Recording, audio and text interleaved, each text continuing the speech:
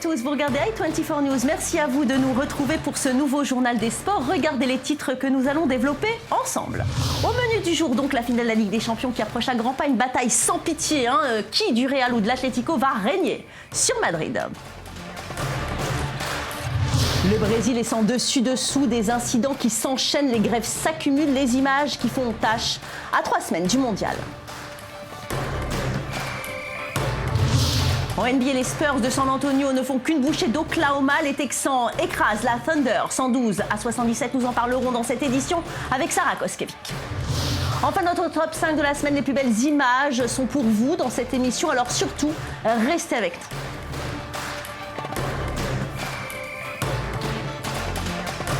Mais d'abord, c'est confirmé, Zinedine Zidane n'ira pas à Bordeaux après toutes les rumeurs. Zizou ne va pas intégrer le staff des Girondins. 2 raisons sont évoquées. Un attachement trop important au club du Real Madrid et un désaccord sur le plan financier. C'est donc Willy Sagnol qui va prendre les rênes de l'équipe girondine. L'ancien latéral de l'équipe de France et du Bayern de Munich vient d'être nommé par la direction bordelaise. Et la valse des entraîneurs qui continue. Claude Makélélé signe un contrat de 2 ans pour devenir l'entraîneur de l'équipe de Bastia, malgré les pressions du Paris Saint-Germain pour le garder en tant qu'entraîneur adjoint avec une revalorisation salariale à la clé. L'ancien Parisien souhaite faire le grand saut. Et nos confrères de l'équipe viennent de confirmer qu'Hubert Fournier rejoint le banc de l'Olympique Lyonnais. L'ancien défenseur central lyonnais de 98 à 2000 prend la succession de Rémi Garde. Ce samedi, si vous êtes amateur de football, vous allez être comblé. Ça sera la finale de la Ligue des Champions à Lisbonne. Ce match va opposer 2 clubs d'une même ville, le Real Madrid contre l'Atlético Madrid, pour un derby qui va confronter 2 mondes, 2 philosophies et 2 destins entre les Meringues d'un côté, très fortunés, et les Colchoneros qui le sont beaucoup moins. À peine 10 km séparent les 2 stades, mais chaque camp a son territoire. Les Indiens du Sud, près du fleuve, et les Vikings du Nord, dans le quartier des Affaires. Alors, dans quelle partie de la ville allons-nous célébrer la victoire si l'Atlético l'emporte? Rendez-vous à la fontaine du dieu Neptune sur le Paseo del Prado. En revanche, si le Real l'emporte, les supporters se rassembleront à 500 mètres de là autour de la fontaine de la déesse Cybèle. Les 2 clubs vont tout faire pour remporter cette fameuse Ligue des Champions. C'est un rendez-vous majeur. Regardez le reportage. C'est une finale inédite. La Ligue des Champions 2014 sera madrilène. Un derby exceptionnel entre l'Atlético et le Real Madrid. C'est la première fois que 2 équipes d'une même ville vont s'affronter lors du match le plus important du football européen. Les Colchoneros sont sur un nuage. Ils viennent d'être sacrés champions d'Espagne lors d'un match d'anthologie contre Barcelone. Ils ont passé la fin de semaine à célébrer leur victoire, mais à l'approche de la finale, la concentration est de mise. Nous devons tourner la page. Nous aurions dit la même chose si nous avions perdu. Nous avons quelques jours pour travailler encore et nous devons commencer dès maintenant. Nous allons essayer de nous préparer du mieux que nous pouvons en sachant que nous affrontons une équipe puissante avec beaucoup de talent, des joueurs excellents. Même si l'Atlético affronte cette finale avec son statut de champion d'Espagne, l'équipe se déplace à Lisbonne avec un gros handicap. Diego Costa et Arda Turan sont tous 2 blessés suite à la dernière journée de championnat face à Barcelone. Mais Simeone ne perd pas espoir et espère retrouver son meilleur buteur d'ici samedi. De son côté, le Real a eu peur de perdre son leader et meilleur buteur de la Ligue des Champions cette année, Cristiano Ronaldo. Mais l'attaquant sera certainement sur le terrain aux côtés de ses partenaires merengues. Je me sens mieux, j'ai recommencé à m'entraîner, je me sens bien, que ce soit sur le terrain ou en salle de sport, tout va bien. On a encore quelques jours devant nous, c'est beaucoup. Pendant le championnat, l'Atlético a eu l'avantage sur le Real avec une victoire et un match nul. Mais la Casablanca s'est bien vengée et a gagné ses 2 matchs contre les Matelassiers lors des demi-finales de la Copa del Rey. Samedi, le Real Madrid va essayer de gagner son 10e titre européen. Ils seront les favoris à Lisbonne face à une équipe qui n'a été en finale de Ligue des Champions que 2 fois en 40 ans. Pourtant, les joueurs du Real restent prudents. Ils se considèrent comme les outsiders de cette finale. Pour moi, le favori, c'est le champion d'Espagne. Ils ont mieux joué que tous les autres pour être les vainqueurs et pour arriver à cette finale. Mais les favoris ne gagnent pas toujours. Ça va être un match très serré. Le Real va donner toute son âme. Je ne sais pas ce que l'Atlético va faire, mais je peux vous garantir que le Real Madrid va tout donner. Je pense que les deux équipes sont très en forme. L'Atlético vient de gagner la Liga la semaine dernière, donc ils sont très confiants. Je pense que ça va être un match très difficile. On ne peut pas vraiment dire qui est le favori. Mais comme je l'ai déjà dit, il faut savoir saisir ces grandes opportunités, ces chances quand elles se présentent. J'espère que nous allons y arriver. Sur une finale de Ligue des Champions, tout peut arriver. Il n'y a plus de favoris ni d'outsiders. Pour l'entraîneur du Real, Carlo Ancelotti, la recette pour gagner est très simple. J'ai l'habitude de dire que dans ce genre de rencontre, l'équipe qui est la plus courageuse, qui montre le plus de personnalité dans son jeu, est celle qui gagne. Le milieu de terrain offensif de l'équipe de France, Franck Ribéry, a annoncé que cette Coupe du Monde au Brésil serait sa dernière. Après 2006 et 2010, Franck Ribéry va disputer sa 3e Coupe du Monde. Le joueur du Bayern de Munich l'a annoncé. Au micro de nos confrères d'RTL, une déclaration qui au fond ne surprend personne. En 2018, Ribéry aura 35 ans, un âge avancé, surtout pour un poste d'ailier, un poste qui réclame explosivité et vivacité. Par ailleurs, Franck Ribéry n'a pas exclu une participation à l'Euro 2016, compétition qui se jouera en France.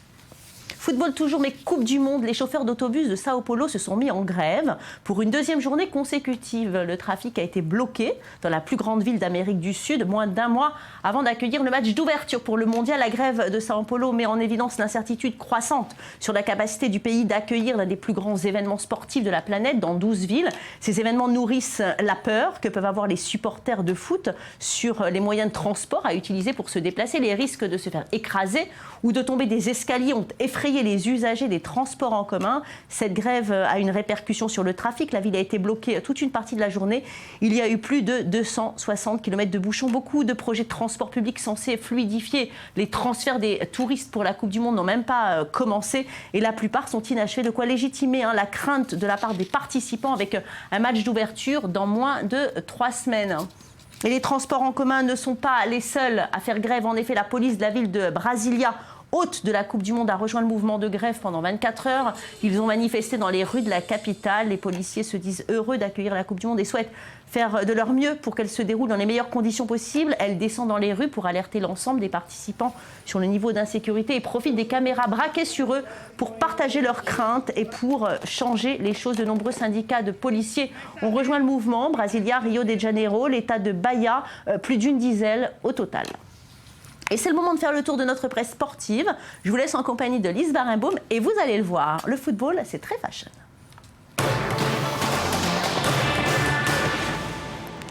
Cette semaine, la presse se prépare à la Coupe du Monde et vous allez voir, ça donne des papiers plutôt surprenants.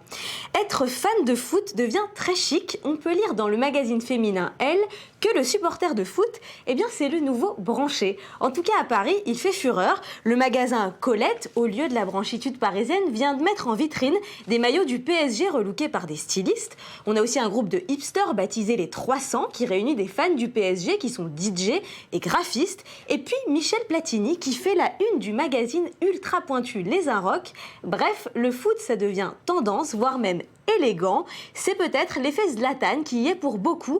Le supporter n'est plus forcément un beauf ringard. Pour les sociologues, en ces temps de crise, les gens sont tentés par un retour au collectif. Bref, si vous voulez être à la mode, devenez des footballistas.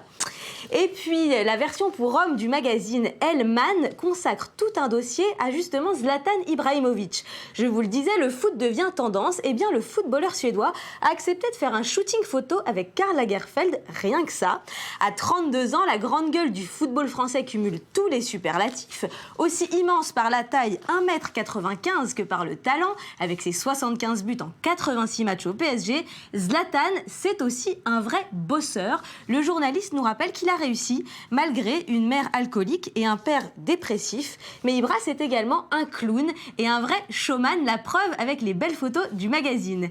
Et celle qui a réussi à dompter l'ogre Zlatan, c'est sa femme, Elena. Il n'hésite pas à le dire, dans leur couple, le vrai boss, c'est elle. Ils forment une famille modèle avec leurs 2 fils. Le clan Ibrahimovic s'est même immortalisé dans un spot publicitaire. Regardez. Jag hälsar dig, vännaste land på jord. Din sol, din himmel. Et puis après Zlatan, je vous ai gardé le meilleur pour la fin. Le Huffington Post nous rapporte cette semaine que Cristiano Ronaldo fait la une du Vogue Espagne pour un numéro spécial Amour et football. Et il a décidé d'enlever maillot et crampons. En effet, il pose nu avec sa femme, sa compagne, le mannequin Irina Shayk. Vous voyez, le couple a été photographié par le célèbre Mario Testino et CR7 confie au magazine qu'Irina est selon lui la plus belle femme du monde. C'est la première couverture des tourtereaux ensemble. Le magazine a même dévoilé le making-of de la séance photo sur son site. Je vous laisse apprécier les images.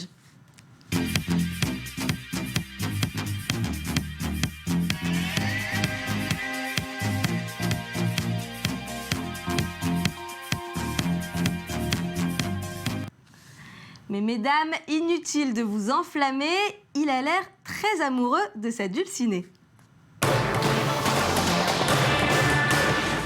Quelle coupe, Sarah Koskevic, quelle coupe. Allez, on va tout de suite ouvrir une page NBA avec vous. Sarah, bonjour. Bonjour. Alors, deuxième match de la finale de la conférence Ouest entre San Antonio et Oklahoma. Une victoire pour les Spurs. Et quelle victoire! 112-77, une différence de 35 points. Sarah, que s'est-il passé?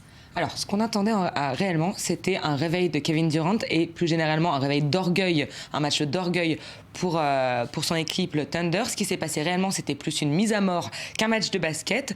Et tout simplement, les Spurs ont été trop forts pour Oklahoma City. Ils ont d'ailleurs joué leur meilleur basket depuis le début de ces playoffs. Alors, c'est bizarre parce que dans l'équipe d'Oklahoma, il y a quand même le MVP, Kevin Durant. Il n'a rien pu faire contre les Spurs? Il n'a rien pu faire parce que si les Spurs ont joué collectif, au contraire, Oklahoma City, l'équipe s'est retranchée derrière ses deux superstars, Kevin Durant et Russell Westbrook, sans pour autant aider ces deux stars, et ces deux stars n'ayant pas été à niveau. C'est vrai, vous avez raison, parce qu'en face, il y a Tony Parker avec Tim Duncan, mais aussi Danny Green, qui a marqué 7 paniers à 3 points. C'est ça le secret, finalement, une équipe équilibrée? Exactement, Valérie.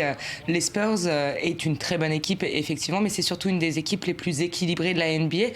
Donc, en fait, finalement, il n'y a pas que les trois stars, Parker, Duncan ou Ginobili, mais il y a aussi toute une équipe derrière qui supporte. Et donc hier, Danny Green a bien supporté le trio en mettant 21 points, vous l'avez dit. Donc 7 fois 3 points, c'est énorme. Et pour l'anecdote, à chaque fois que Danny Green a mis plus de 3 points durant un match, les Spurs ont gagné. On a vu hier que la stat s'est vérifiée. Oui, enfin là, c'est quand même 35 points d'écart. C'est une véritable boucherie. C'est une boucherie. Que se passe-t-il pour Oklahoma? Il y a de quoi être très inquiet quand même. Oui, on peut commencer à être inquiet. Donc c'est le deuxième match, c'est le Game 2. Ils ont également perdu au Game 1. On attendait vraiment à ce qu'ils se réveillent après cette fait massacrer lors du Game 1. Ça n'a pas été le cas. Il faut quand même savoir que Durant a fini le match sur le banc, tellement les Spurs ont été trop forts. Il va falloir commencer à s'inquiéter. Une belle humiliation. D'ailleurs, Danny Green, qui s'est exprimé après la performance aux 3 points, lui aussi, il remercie le collectif. Écoutez. C'est grâce à mes coéquipiers. Quand je suis sur le parquet, j'entends Tim Duncan. C'est toujours lui que j'entends me dire de tirer. Il vient souvent faire écran pour me protéger et ça me donne confiance pour tenter le shoot. Je sais qu'il est derrière moi. Donc dès que j'ai la balle, je cherche Tim pour voir s'il peut faire écran. Ou je regarde comment est positionnée la défense adverse pour trouver la brèche.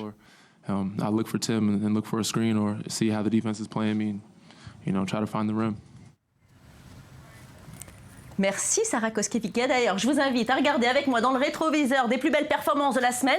C'est tout de suite, c'est notre top 5. En numéro 5, des images époustouflantes de New York. Des casse-coups se sont élancés d'un avion au-dessus de Manhattan. Regardez Sarah, avec des combinaisons wingsuit lancées à pleine vitesse au-dessus des gratte-ciel. Les aventuriers ont finalement atterri sur un dock au bord de l'eau avec des images plein les yeux. C'est téméraire, hein?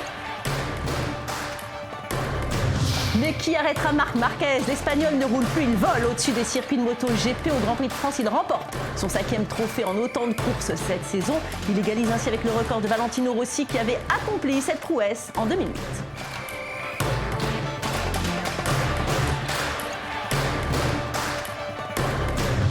Notre numéro 3, c'est Rafael Nadal qui a du souci à se faire. Le numéro 1 mondial a perdu au final du Master 1000 de Rome face à Novak Djokovic. Le Serbe a semblé en état de grâce sur terre battue. Et si le favori de Roland Garros, c'était lui? Eh bien la réponse est la semaine prochaine à la Porte d'Auteuil. L'Atlético brise l'hégémonie du Barça et du Real en Espagne et remporte le championnat. 18 ans après sa dernière couronne, un succès acquis avec les triples tout au long d'une saison pleine de suspense. Et le coup du spectacle, c'était le match nul décisif lors de la dernière journée, obtenu au Camp Nou face au FC Barcelone. Et ils n'en finissent plus de célébrer leur victoire. Les joueurs du Maccabi Tel Aviv sont champions d'Europe. Ils battent en finale d'Euroleague le grand Real Madrid. Pour le bonheur de tout un pays qui les a accueillis, ce sont de vrais héros nationaux et avec les honneurs présidentiels.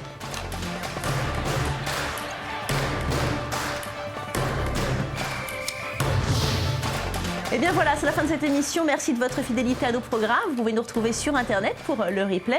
Je vous souhaite une excellente fin de semaine et vous donne rendez-vous dimanche pour Sport Weekend. En attendant, portez-vous bien. L'info continue sur i24 News. Merci Sarah.